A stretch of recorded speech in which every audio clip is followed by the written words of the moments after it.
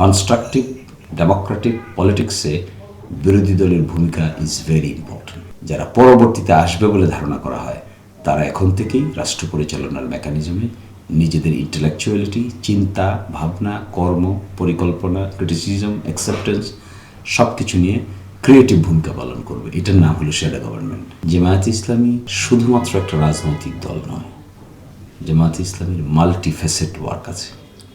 জামায়াতে ইসলামী একটা বিরাট বড় আন্দোলনের নাম। এর মধ্যে বহু উচ্চশিক্ষিত লোক আছে, একেবারে একজন কৃষক শ্রেণীর মানুষও আছে।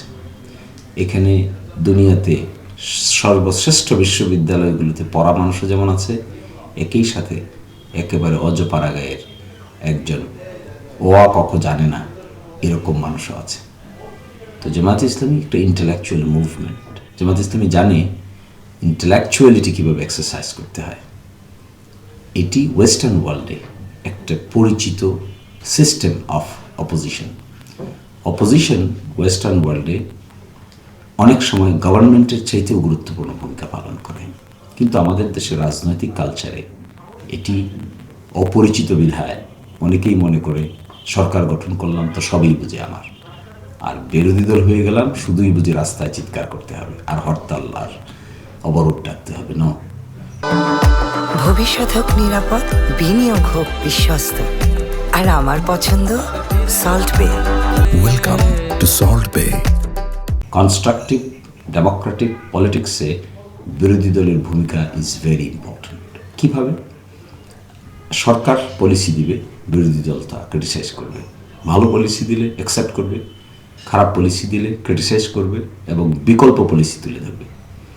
আমি যদি বলি যে গভর্নমেন্টের এই আইনটা পাশ করা ঠিক হয় নাই, তাহলে আমাকে এটাও বলতে হবে কোন আইনটা পাশ করা উচিত ছিল। এটার নামই হলো অল্টারনেটিভ। আমি যদি বলি গভর্নমেন্টের এই ফরেন পলিসি এটা ঠিক হয় নাই, তাহলে আমাকে বলতে হবে ভবিষ্যতে গভর্নমেন্টের ফরেন পলিসি কেমন হওয়া উচিত। এর মাধ্যমে শুধুমাত্র গভর্নমেন্টকে চেকস অ্যান্ড ব্যালেন্সেই রাখা হয় না, বরং শ্যাডো গভর্নমেন্টের মিনিস্টাররা ভবিষ্যতে রাষ্ট্র পরিচালনার জন্য উপযুক্ত হয়ে ওঠেন। এটার নাম হলো মিনিস্টার্স ওয়েটিং। যারা পরবর্তীতে আসবে বলে ধারণা করা হয় তারা এখন থেকেই রাষ্ট্র পরিচালনার মেকানিজমে নিজেদের ইন্টেলেকচুয়ালিটি, চিন্তা, ভাবনা, কর্ম, পরিকল্পনা, ক্রিটিসিজম, অ্যাকসেপ্টেন্স সব কিছু নিয়ে ক্রিয়েটিভ ভূমিকা পালন করবে। এটার নাম হলো শ্যাডো গভর্নমেন্ট। এই শ্যাডো গভর্নমেন্টের কনসেপ্ট অস্ট্রেলিয়াতে আছে, ইংল্যান্ডে আছে, মাঝখানে শ্রীলঙ্কায় হয়েছিল, ভারতের 2টি স্টেট লেভেলে আছে। এবং এই সমস্ত রিসার্চ আমরা করেছি, কন্ডাক্ট করেছি হোল ওভার দ্য ওয়ার্ল্ড, বিশেষ করে স্ক্যান্ডিনেভিয়ান কান্ট্রিজ।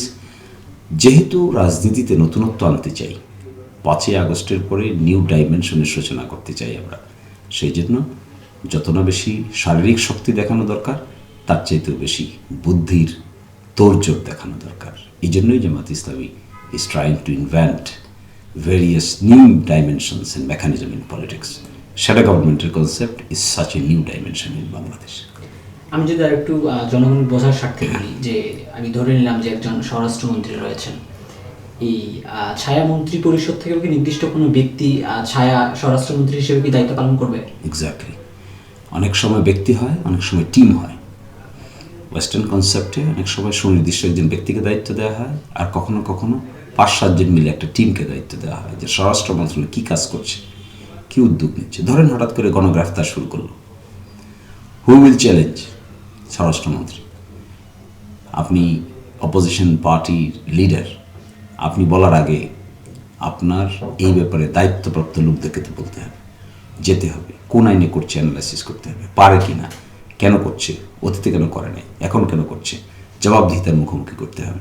স্বরাষ্ট্র মন্ত্রণালয়ের ডেলিগেশন যাবে, মিট করবে, জানতে চাইবে, যদি উত্তর দিতে না পারে প্রেসে বলবে, প্রেস কনফারেন্স হবে।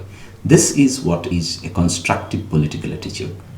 এই কনস্ট্রাকটিভ পলিটিক্যাল অ্যাটিটিউড দেখানোর মতো জামায়াত ইসলাম ইজ এনাফ ক্যাপেবল। এই ক্যাপাসিটিটা বিরোধী দল থেকে যদি দেখাতে পারে, তাহলে people will have some alternative mechanism, যে ভবিষ্যতে মানুষ কাদেরকে ভোট দেবে, কারা বেটার ডেলিভারি দিতে পারবে। এই শ্যাডো গভর্নমেন্টের দায়িত্ব যারা পালন করেন তারা এভাবে নিজেদেরকেও প্রস্তুত করেন, পিপলের কনফিডেন্স বিল্ড আপ হয়, আত্মবিশ্বাস।